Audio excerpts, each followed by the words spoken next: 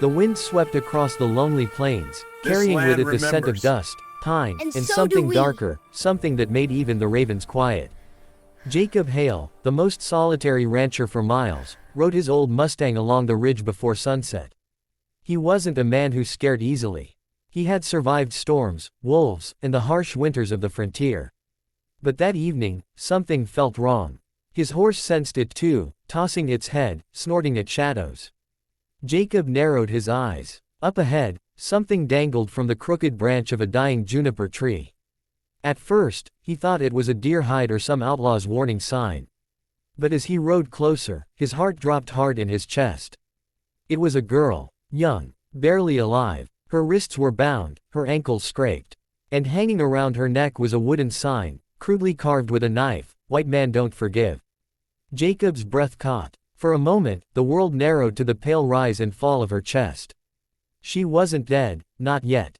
He jumped off his horse and reached up, cutting her down with trembling hands. Her body collapsed into his arms like a feather dipped in blood. She was Apache, dark hair matted with dirt, skin bruised, face streaked with dried tears and dust. Someone had left her there to suffer slowly, or to send a message. Jacob laid her gently on the ground and checked her pulse.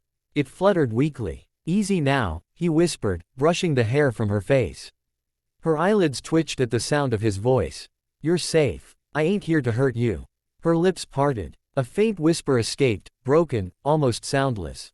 "Why? Help me." Jacob swallowed. A question he didn't have time to answer. He scanned the empty plains, expecting riders or raiders hiding in the brush. But the land was silent, as empty as his ranch after his wife died years ago. The loneliness he carried felt heavy in that moment, like fate had sent this girl into his path for a reason he wasn't sure he understood yet.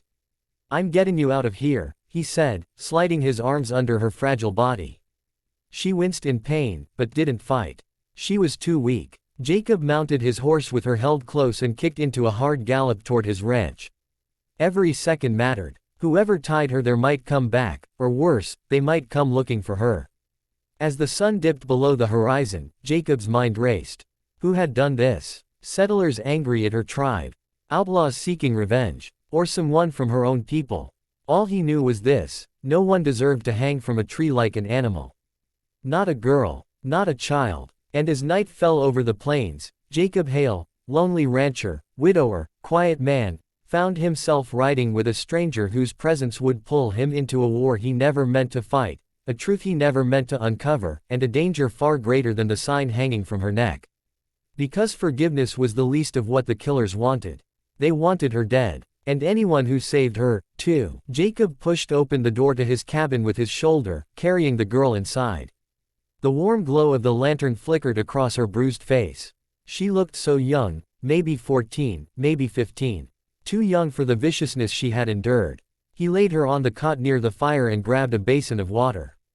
Her eyes fluttered open again, following his movements nervously. "You're hurt," he said. "I'm just cleaning the wounds." She shifted, instinctively recoiling, but exhaustion kept her still. Jacob dipped a cloth into the warm water and gently wiped the dirt from her cheeks, her arms, her neck. Up close, he saw old scars, thin lines across her back, like lash marks. Someone had whipped her long before the tree. "Name?" he asked softly. She hesitated before whispering, "Nayeli." Jacob nodded. "Nayeli, I'm Jacob. You're safe here. No one's gonna harm you." At the sound of "safe," her throat tightened, and fear flashed through her eyes again. "They'll come," she whispered. "They always come." Jacob paused. "Who?" But before she could answer, a sharp noise echoed from outside, hooves, faint but approaching. Jacob's body tensed. Instinct told him trouble had found them faster than he expected. He grabbed his rifle from the wall and blew out the lantern. Only the fire remained, low and dim. Nayeli struggled to sit up, panic shaking her thin frame. "No," Jacob whispered, steadying her shoulder. "Stay down. You're hurt." He moved silently to the window and peeked out. 3 riders approached, their silhouettes black against the moonlit plain. They didn't ride like Apache. They didn't ride like cowboys either. They moved like hunters. Nayeli's voice trembled behind him. "The men who took me, they say killing me will start a war. They want the tribes to fight the settlers. They want blood." Jacob's jaw tightened. So that was it. A planned spark for a fire that would burn everyone. They won't get you, he said, more to himself than to her. The riders stopped near his barn. One of them shouted, "Hail. We know you picked up something that don't belong to you." Jacob's blood turned cold. They knew his name, which meant this wasn't random. "You hand that Apache girl over," the man yelled, "and we'll let you live." Nayeli's breath froze. Jacob turned and knelt beside her. "I ain't giving nobody to murderers," he whispered. "Not now, not ever." Her eyes filled with something more than fear, something like disbelief. No one had ever stood between her and death. Jacob cocked his rifle and spoke low, his voice grim. "If they want a fight, they'll get one." Outside, the men laughed, an ugly sound that clawed at the walls. "You're a fool, Hale," they shouted. "She's marked for death, and anyone who saves her dies the same." Jacob positioned himself by the door. "Then let's see," he muttered, "who does the killin' tonight." The rancher who lived alone had just declared war, and he wasn't backing down. Jacob dove behind the wooden table as a bullet ripped through the cabin window, splintering wood and showering sparks from the fireplace. Nayeli gasped and flattened herself against the cot, trembling violently. "Stay low," Jacob barked. He returned fire through the broken window, hitting the dirt near the riders' feet to force them behind cover.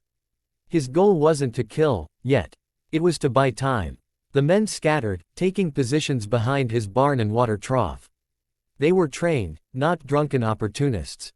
Someone had sent them with a mission: kill the girl and silence the rancher who interfered. Jacob reloaded. He'd been in gunfights before, but never with someone else's life hanging in the balance. A voice shouted from outside, "Give her up, Hale. You think you're protecting her, but she's just an Apache brat. Ain't worth dying over." Jacob grit his teeth. "Worth more than scum like you." He fired again. One rider yelped as a bullet grazed his leg. Nayeli pushed herself up on her elbows, tears streaking her cheeks. "You should leave me," she whispered hoarsely. "If they kill you, it will be my fault." Jacob turned sharply toward her. "What happened to you ain't your fault," he said. "And I ain't abandoning a child because cowards tell me to." Something broke inside her, something that had been held tight for too long, the belief that she didn't deserve to live. Before Jacob could speak again, the men launched a second attack. Flames erupted outside. One of them had set fire to his barn. The horses shrieked inside. "No," Jacob whispered. Damn it. He couldn't let his animals burn. But he couldn't leave Nayeli defenseless either. Her small voice came from behind him. "I can walk." "You can't," he said.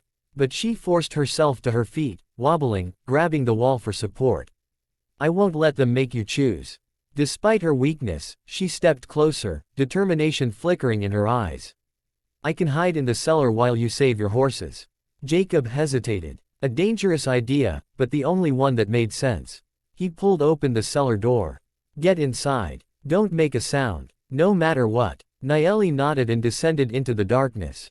Jacob rushed outside, firing warning shots.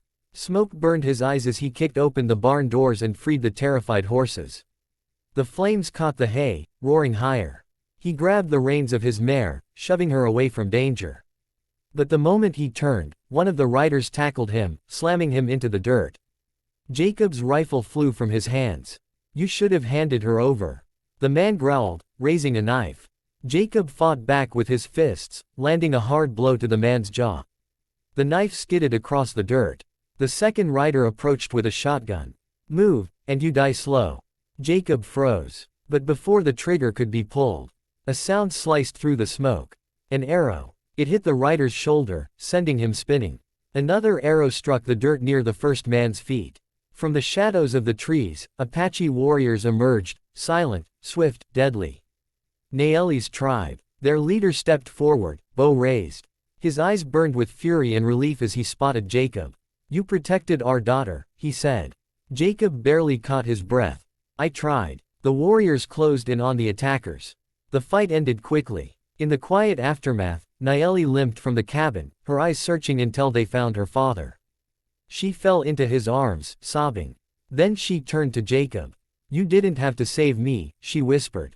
Jacob shook his head. "Sometimes, the lonely find someone worth fighting for."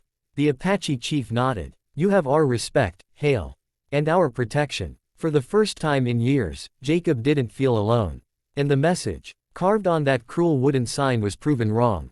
Forgiveness was real, because a lonely rancher gave it first.